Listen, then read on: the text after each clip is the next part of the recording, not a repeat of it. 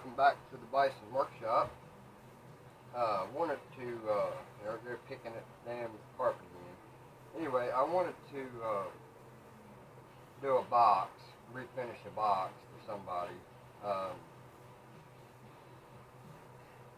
I seen a friend of mine with this box, and I seen how nice a box it was, and it's made out of cedar, and it's got on it the legend of the dogwood, which is the legend of the dogwood flower, and it tells about the how it was used for the crucifix, because back in them days of Jesus, the dogwood tree was just as big, or if not bigger, than the oaks we have, and from that day on, after the crucifix, the dogwood never grew more than a bush. So I thought it was a pretty interesting piece. So I asked her if I could redo it for her, and I was planning on doing a video of it. And basically, it's cedar.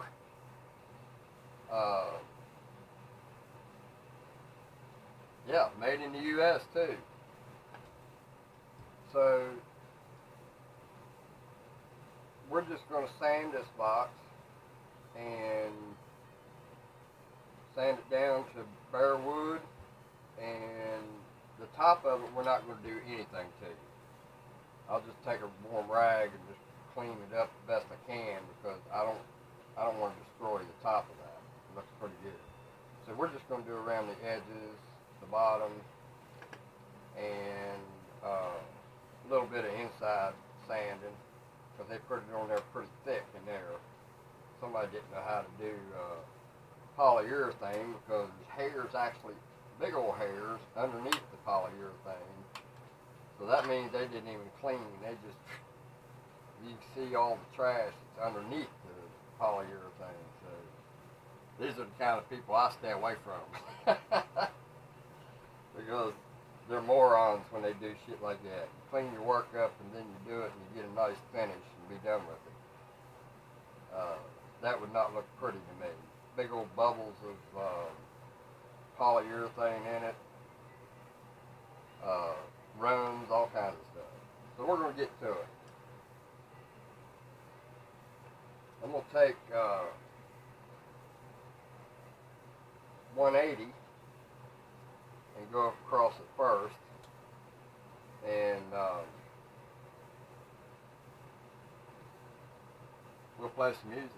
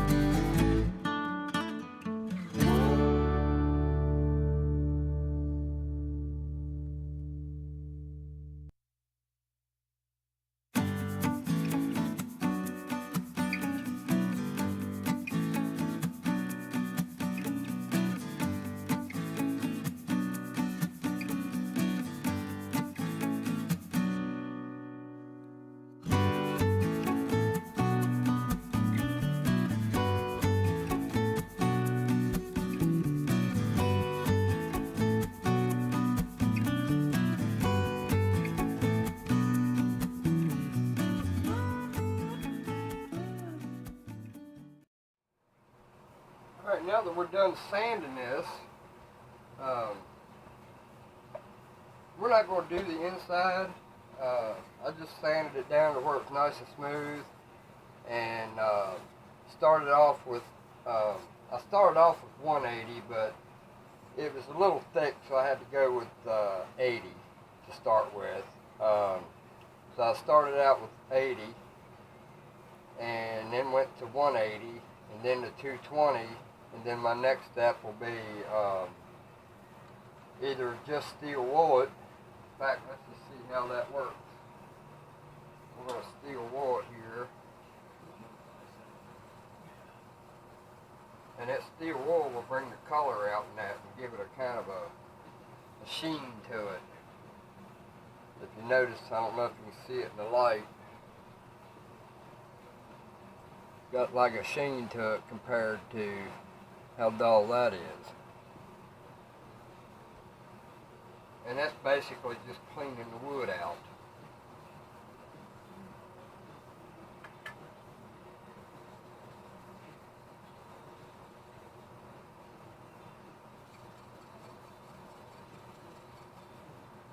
I also wanted to show you what I had going on here with this board clamp to the board, or the table saw. I needed a way to sand this side here because it was actually too short of a distance for me to actually go it without rounding these corners off too bad. So what I did is I took some 80 grit strips that I got a roll of and just stapled it to a board, clamped it down, and then all I had to do was just go across it like this, just a couple times just to kind of file it. And it got it down to where I could start using the 180. So,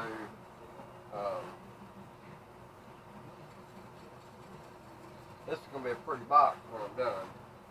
Now the inside, I haven't decided how I'm going to do it yet. Depends on what kind of material I can find. I may just glue a lining in here with maybe a leather body or bottom, or hell, I might even have enough leather to do that.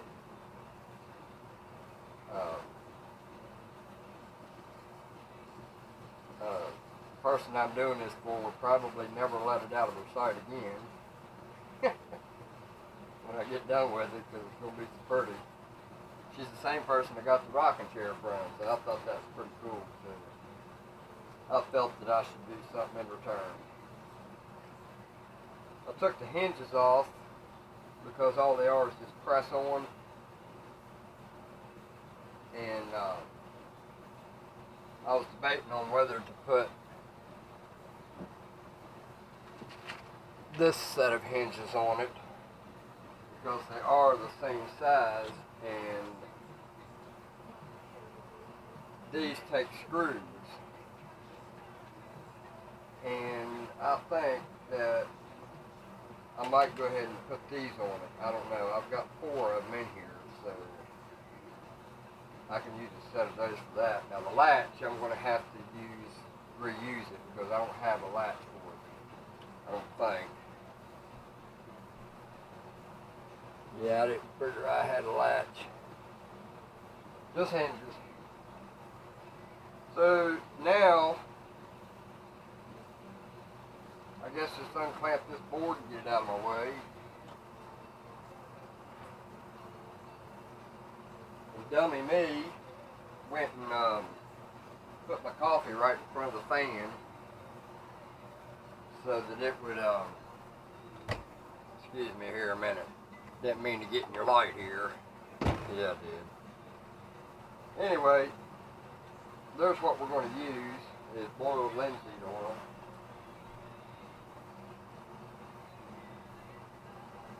Got to find me a brush now. There we go. That other one had a little hard stuff on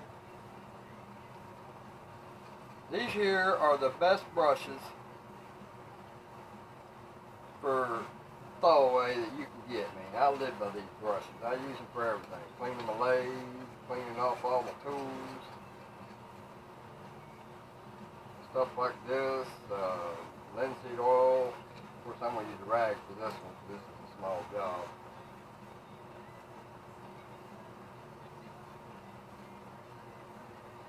Love the smell of cedar. Alright, now we need a rag. And I think I'll use this old shirt that I had. It was too small. And find something to open that with.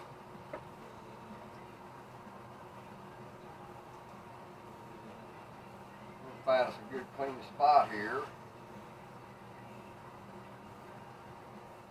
Bore y'all to death.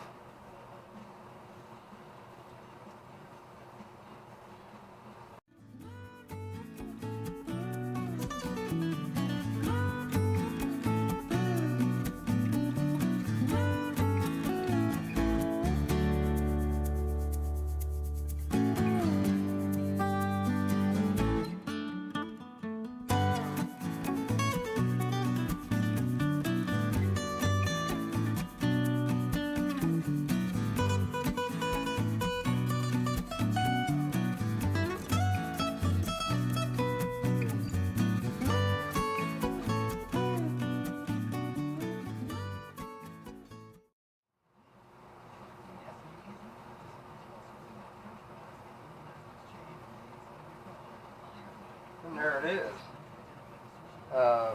I'm going to let it dry for a little bit, probably about an hour, and then we'll go over it again with that. I'm gonna steel wool it, and we'll go over it again. What I want to do is give this time to dry enough to where it kind of fills in the little imperfections or lines or the grain of the wood and stuff like that. And then flatten it all down and start over again. And then that should be good. Alright, well, we let it dry and started on the motor, getting it tore apart and everything. But here's the box. I put 2 new hinges on it, cedar box, and I had to use reuse the old latch, and did the inside and put a little piece of leather in the bottom of it. Make it look a whole lot neater. So there you have it. The cedar box. The legend of the dogwood cedar box.